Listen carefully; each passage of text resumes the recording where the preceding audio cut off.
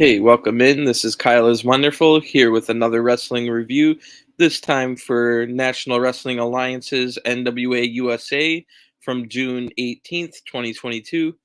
And this is NWA's secondary show. You can find it on YouTube every Saturday at noon. They're literally, the theme of this was they trying to bring back that Saturday morning wrestling stuff, which hits home to me. When I first started watching wrestling, it was WWF Superstars in like 1992, and that was on Saturday morning. So NWA bringing back a few months ago. USA has been around for a little while now, but bringing back that Saturday morning wrestling um, to the forefront. So these are short shows on YouTube. They are only last usually around 30 to 40 minutes. So it's not going to take me too long to get through this. I think we had 3 matches tonight. And we'll get right into it. So if you missed my review, I did review NWA had a big pay-per-view on last Sunday, I believe. Maybe it was Saturday, but that review is on the channel. And it was great. It was on Saturday for sure. It was the Always Ready pay-per-view. Matt Cardona, the former Zack Ryder, came into the event as NWA World Heavyweight Champion, and the name Always Ready is off of his new music, and the whole theme was promoted around him, all his color schemes, purple and light blue, and all that. And unfortunately for Matt Cardona, all his wrestling and all the different companies that he does caught up to him. He got a major injury, had to get surgery, will be out of action for 5 to 6 months, somewhere along those lines. And he wasn't, Matt Cardona was not able to wrestle at his own pay per view for NWA. So, long story short, Trevor Murdoch, yes, that Trevor Murdoch from the late noughties of uh, you could find him on Raw as tag team champion with Lance Cade, if you remember.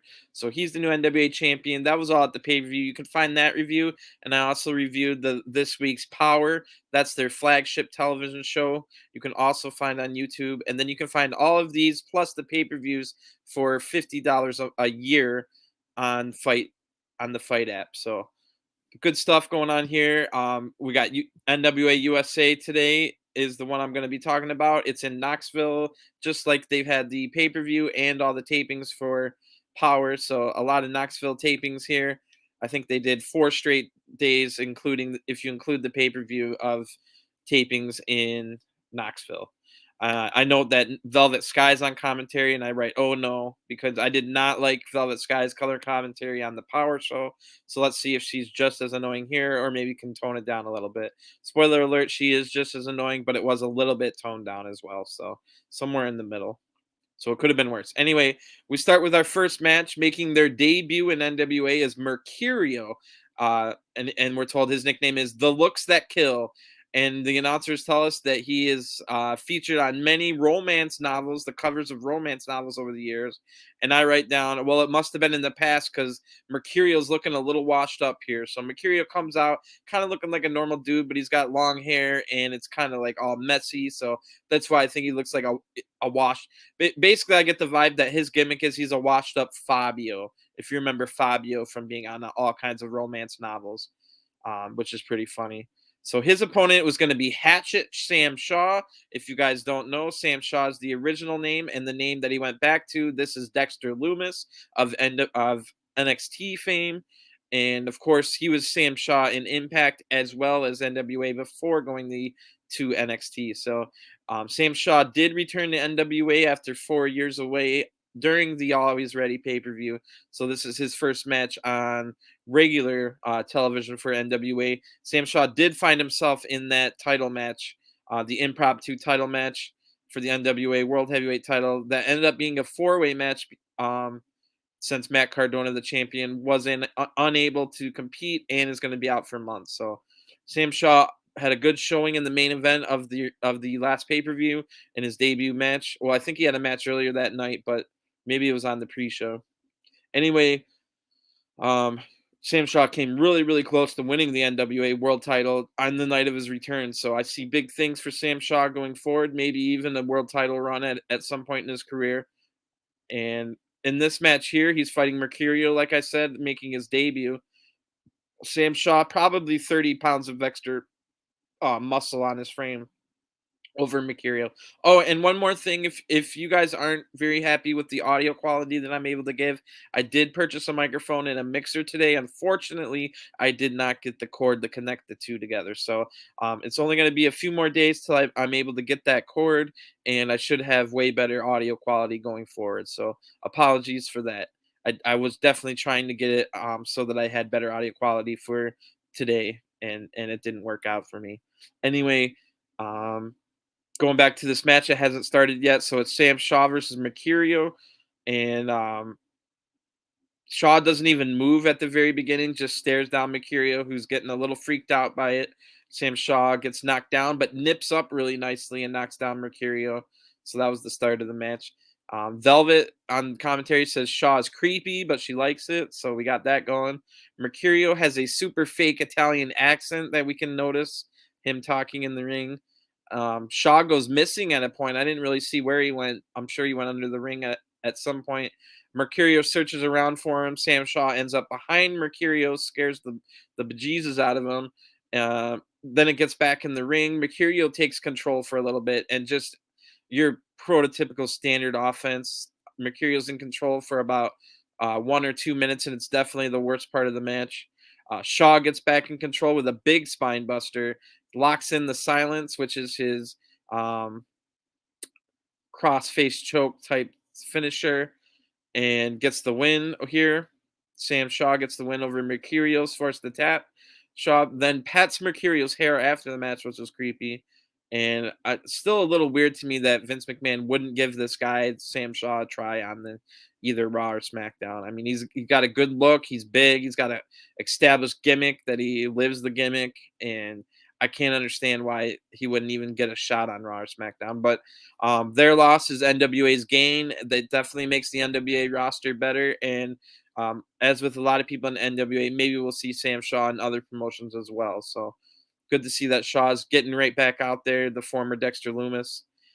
We get Kyle Davis, who's the ring announcer. He rolls in the ring to interview Mercurio right after the match, which is kind of weird. We get more of that super fake Italian accent. Um, the crowd chants Cheerio, and he's like, "No, it's Mercurio." And Mercurio says to a guy in the crowd that if that guy had a girl, he'd steal her, which was kind of funny. He doesn't even have a girl to steal. And Mercurio says Shaw cheated, and Shaw's still ringside. So Sam Shaw slithers in the ring like only he can. Mercurio runs away scared, and Sam Shaw stalks him to the back, but makes sure to give a high five to a like 8-year-old child on the way out. So good guy Sam Shaw still slapping fives, even if he's gonna be a creeper gimmick. So that was the first match. Not too bad. We established a new character. I didn't really care for Mercurio that much. His wrestling wasn't great. His look wasn't great, and the fake Italian accent is a little too much. But we'll see where it goes if we'll see him again. I would have seen. I much rather have preferred to see Gags the Gimp. Um, no Gags the Gimp all week, which is unfortunate. One of my favorite parts of NWA right now, and no Father James Mitchell either. So two of the things I enjoy I haven't seen in a week.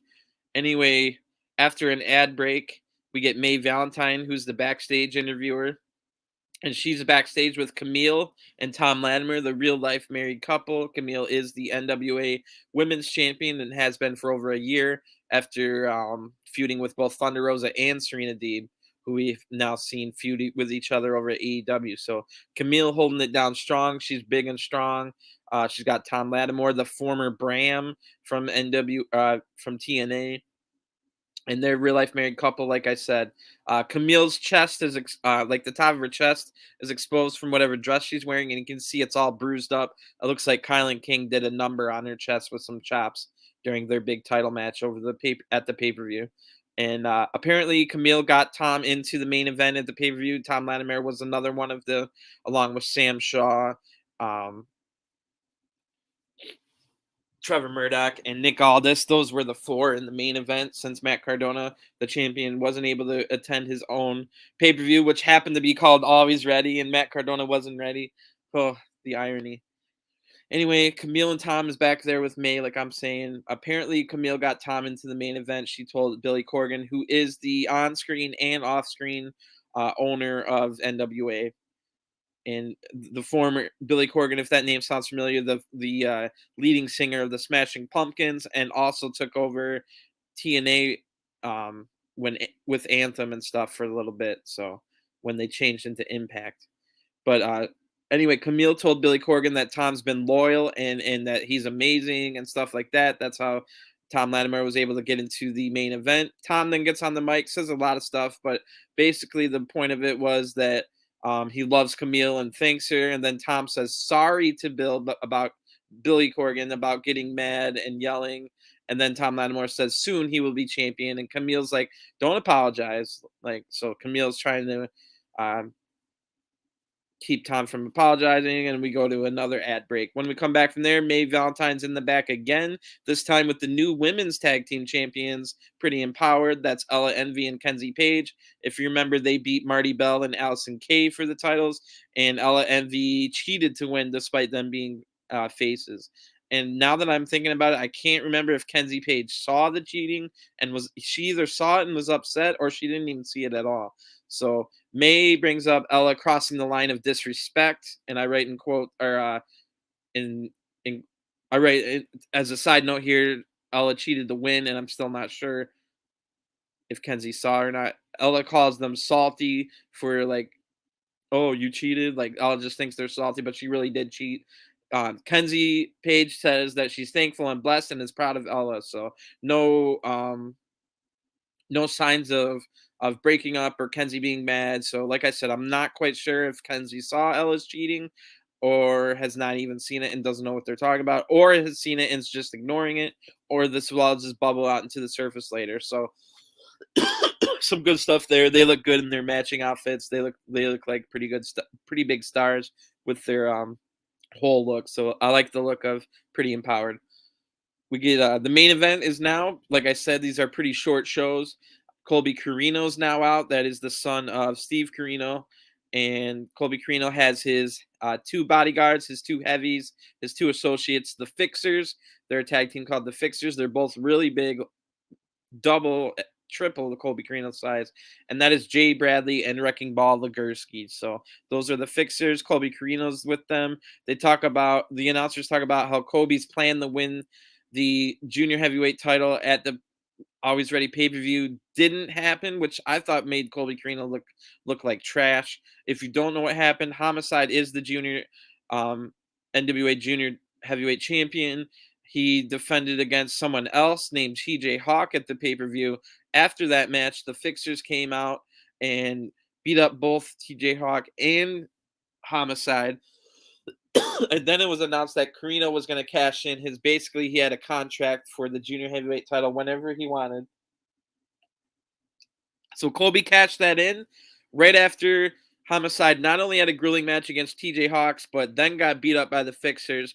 And Homicide still found a way to beat Colby Corino. So Colby Corino looks really bad after all of that. Like, how do you do all that cheating and have a match after a match and still end up losing? So a little ridiculous there. Homicide's out with Ricky and his son Kerry, the Mortons, and apparently their 3-man tag team is called the Legends, which I'm okay with. They just said that Kerry Morton's a future legend. They explained that one away. But Ricky Morton and Homicide definitely legends for completely different reasons.